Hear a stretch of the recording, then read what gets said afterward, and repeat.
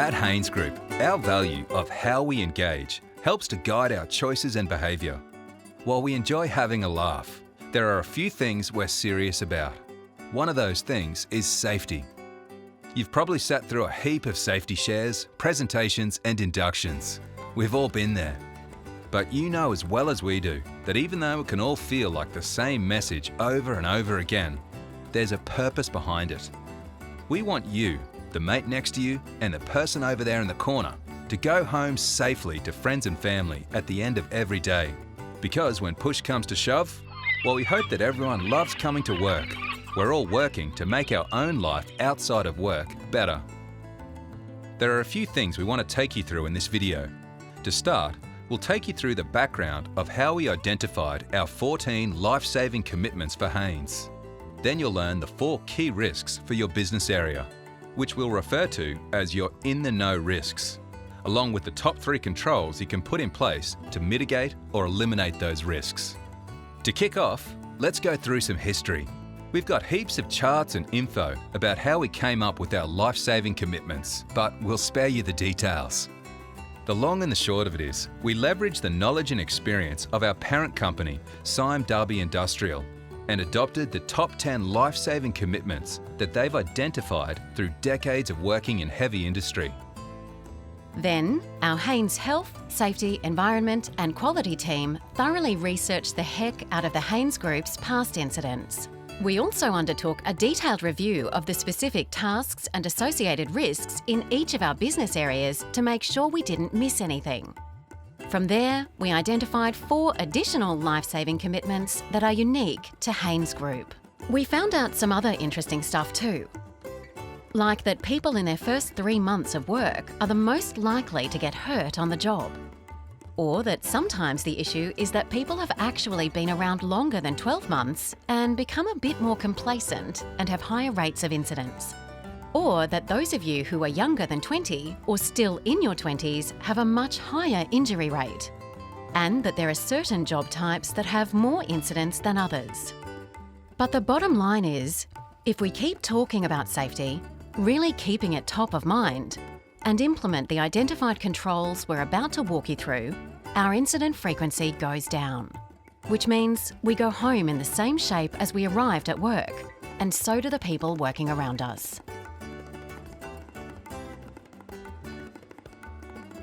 Sometimes we don't know what we don't know, but this can lead to injuries when we don't understand the risks associated with the tasks or activities we're doing at work. The top 3 controls for this risk are completing your site induction and adhering to approved safe systems of work, completing the required site risk assessments and required permits, following the site defect reporting process and site-specific requirements. It's important we show up every day rested and free from any influences such as drugs and alcohol. The risk, of course, is that if you're not fit for work, you may have a delayed reaction or make an impaired judgment, causing injury to yourself or others. The top 3 controls for this risk are complying with processes to manage fatigue, reporting and complying with processes for work and non-work related injuries or health conditions, and never showing up to work under the influence of alcohol or drugs, fatigue, or any physical or emotional conditions that may affect the safety of the person or others.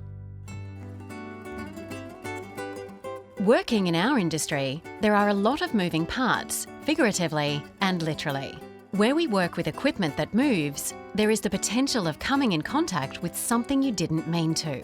The top 3 controls for this risk are operating plant or equipment only for its intended design purpose, using equipment in accordance with manufacturer's instructions, such as wearing seatbelts, adhering to relevant state road rules, and relevant plant and equipment safe work instructions, completing required pre-start inspections, and removing from service any unsafe plant or equipment. If it rolls, it has the potential to run you over.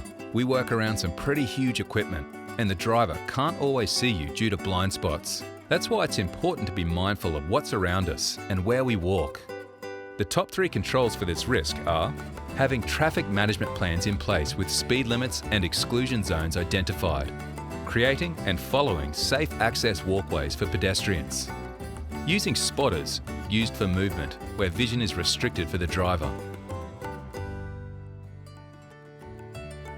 Safety is obviously not just about a 10-minute video or a take 5 or any single step or activity. The only thing we can do that will make a real difference is to make an individual commitment to change our actions and behaviours to ensure we stop hurting people. It's a continuous process, and it's something we should never forget about or stop focusing on. This is a continuous journey. You'll continue to hear more from our health, safety, environment and quality team, as well as your leaders, about putting safety at the front of our thinking in everything we do. In the meantime, you can visit Haynet, the Haynes Group intranet portal, where you'll find the videos about the other life-saving commitments we haven't covered in your business's In the Know video. You can also find important things there, like our Haynes Safety Interaction Form, Online Hazard Form, and Online Incident Form, which we hope you'll never have to use. If you have any questions or feedback, just reach out to your HSEQ representative, your leader, or send an email to hseq@haynesgroup.com.au. Thanks for tuning in and taking ownership to make Haynes a safer place for everyone.